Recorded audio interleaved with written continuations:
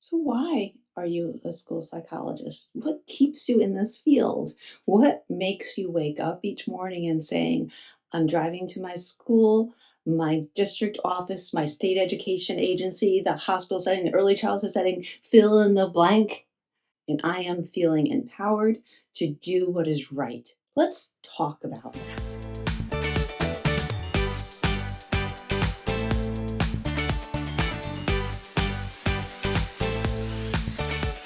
So, across my career, I've had many opportunities to work at many different levels of an education agency, but I've also had the wonderful opportunity to serve as a university supervisor for school psychologist interns. As the university supervisor, I have had the beautiful chance help prime them to think about themselves as school psychologists. To me, this is a critical piece because if we don't know ourselves, it's going to be very easy to go astray over the years or forget why we're here. What I would like to do over these next few minutes is really give you a framework to be able to do some deep thinking so you can always hold this in your mind as to why you're here. What is your purpose?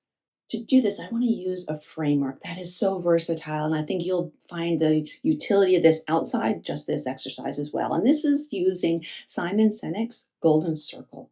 And we are going to start in the center with why, and then we're going to slowly work out to think about how, and then slowly, even further, work out to think about what. So I really urge you to, if you need to, take a paper and pencil, bookmark this, come back to this, and do some deep thinking about this so you keep the groove in your step and you know your North Star for why you're in the field of school psychology. Let's start with the first thing. Why are you here? What drew you to the field of school psychology? Was it to work with students? Was it to better education?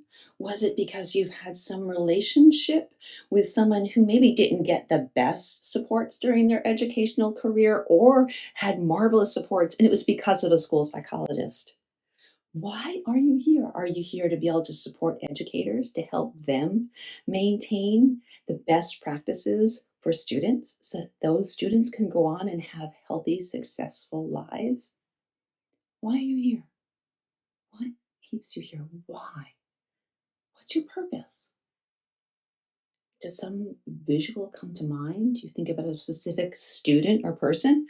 Do you think about a feeling in there? Was it the data aspect that drove you in there? Was it because you saw things from a systems level that made you think, oh my gosh, there's so many great things here, or there's so many things I think could be done a little bit differently?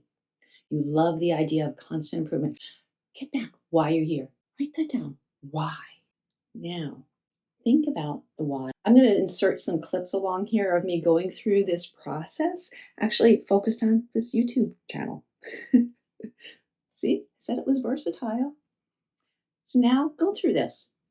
Maybe you might want to be able to use some post-it notes, chart paper, whatever. Think about these pieces here. Think about these little tidbits. And this is all, remember at first, brainstorming. Nothing is wrong. You just have to put something out there and put it on a sheet of paper. Now, focus back. Look at your why. Do you see some common trends there?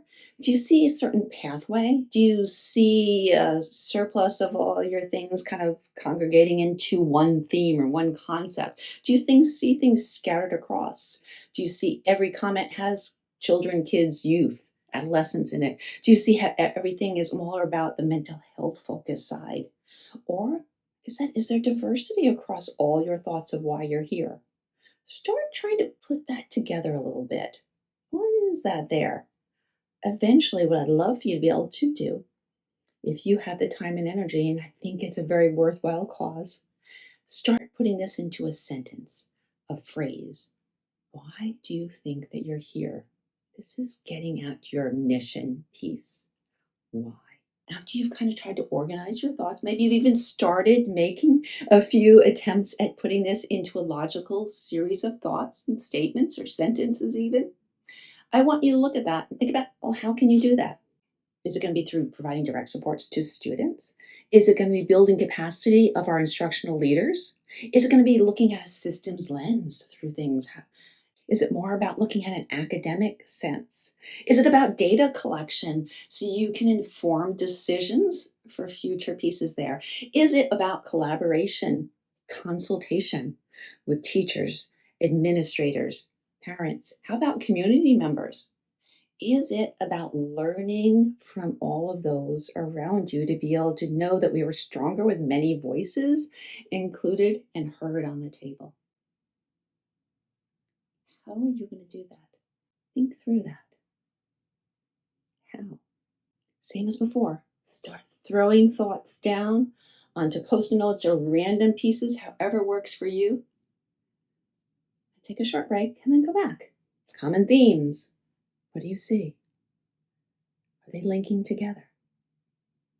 I would also suggest look at our NASP practice model. If you need something to prompt your thinking, where does any of this fit into across those 10 domains? I'm going to have some videos walking through those, by the way, and what behaviorally those look like.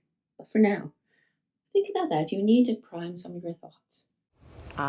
Quick brain break and a chance to ask you to consider clicking the subscribe button so our community keeps growing. Click on the thumbs up so I know you like and appreciate this content, and I'll keep it going. Finally, comment below. Share your thoughts, ideas, feedback, and general sharing to foster the growth among myself and others. Thank you, thank you, thank you. And if you're refreshed, let's move onward. We've done the why, we've done the how.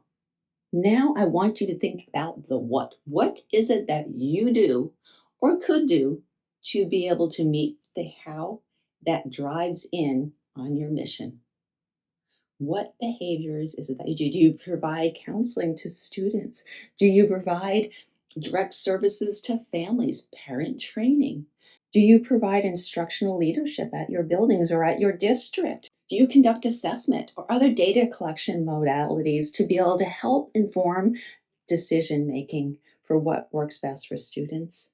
Do you help develop the systems and infrastructure so that those evidence based practices can actually be used in the way that they should be with fidelity so we can get those outcomes that we know should be there? Are we collecting data to be able to see how maybe some modifications are made because we know context is important? What can you do to be able to reach your how and importantly be aligned with your vision and mission of the why? If you need, look at those 10 domains. What are those critical pieces there and what behavioral aspects might meet those needs? The point of this is to be able to develop your own internal philosophy of you as a school psychologist. How are you a school psychologist? How are you reaching the goals that you have established for why you're in this field? Take some time to do some deep thinking here. Maybe have it all written down. Maybe have it at the front of a planner if you want. Something that you see every day. Just a few key phrases. Maybe it's a visual that will help keep you on course because that's the piece. As the school year continues on, as the work year continues on, you're going to have challenges. You're going to have days that are just really tough. You are going to have moments where you're questioning, why are you even here? No one ever reads anything I've done. No one's doing what I thought would be there.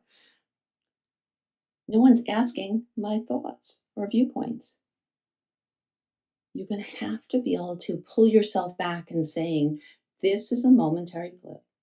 Am I doing what I am supposed to be doing to be aligned with my vision and mission? Perhaps it's the things I have control over myself. Perhaps it's myself. I can control myself. What maybe can I do differently to adjust the outcomes that I might be hitting barriers? What can I do differently to address some of the barriers or challenges that I'm feeling right now? Always improving, always learning, continually doing that check, that metric weigh in. Am I on target with what my viewpoint of a school psychologist is? And is this aligning with what my district and school is expecting of me?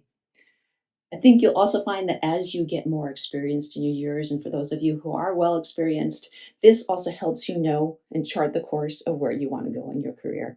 You may want a vast experience at first, but then as you get to know yourself better, you can become a little more attuned to be able to how to self-select future career employment obligations. I'd love to hear your thoughts on this and how this has been helpful for you. And I would love to be able to dig deeper into any of these areas if there's interest in that. For right now, I hope this has been able to channel your thoughts into a very productive, creative way that will be able to keep your balance in your step, lighting that internal flame for why you are there for kids, because we need to be, we have to be, they need us.